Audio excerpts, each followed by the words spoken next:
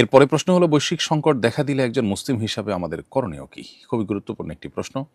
বৈশ্বিক সংকট দেখা দিলে একজন মুসলিম হিসাবে আমাদের উচিত হলো সর্বাবস্থায় আল্লাহর কাছে তওবা ইস্তেগফার করা, আল্লাহর দিকে ধাবিত হওয়া। আমরা অনেকেই অনেক বেশি আতঙ্কগ্রস্ত হয়ে যাই। ঈমানদার, তার মধ্যে ভয় কাজ করতে পারে, কিন্তু সেটা আতঙ্কের লেভেলে চলে যাওয়া কিংবা নৈরাশ্যের পর্যায়ে পৌঁছে যাওয়া, এটা কোনো অবস্থাতেই ঈমানদারের সঙ্গে শোভনীয় নয় বা ঈমানদারের জন্য এটা কাম্য নয়।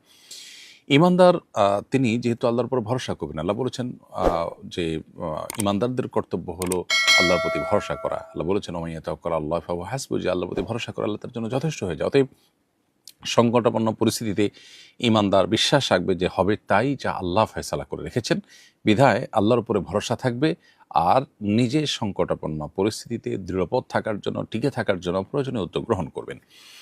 অতএব তাওয়াক্কুল এবং আল্লাহর উপর নির্ভরতা, ভরসা এটা বৃদ্ধি করতে হবে। তওবা এবং ইস্তিগফার করতে হবে যে আমার কোনো গুনাহের শাস্তি যেন এর মধ্য দিয়ে না হয়, আমি যেন আল্লাহর কাছে ক্ষমা পাই, সেজন্য আল্লাহর কাছে ইস্তিগফার করতে হবে এবং কঠিন পরিস্থিতিতে আল্লাহর দিকে রুজু হওয়া, দোয়া করা, সেটা করতে হবে।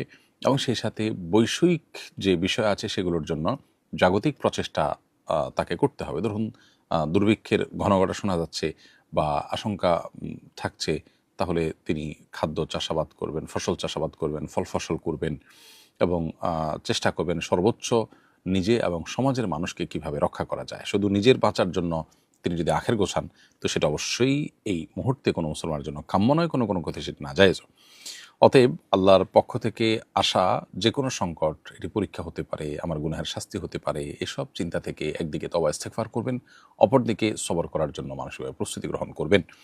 এভাবে সংকটাপন্ন পরিস্থিতির জন্য যদি প্রস্তুতি গ্রহণ করে একজন মুসলমান, তাহলে সেক্ষেত্রে তিনি সবার চাইতে বেশি ভালোভাবে এই সময়টাতে তিনি সার্ভাইভ করতে পারবেন এবং আল্লাহ সাহায্য তিনি ইনশাআল্লাহ এই সময়টাতে লাভ করবেন। আল্লাহ আমাদেরকে সংকটাপন্ন পরিস্থিতিতেও ঈমানদারের পরিচয় দেওয়ার তৌফিক দান করুন।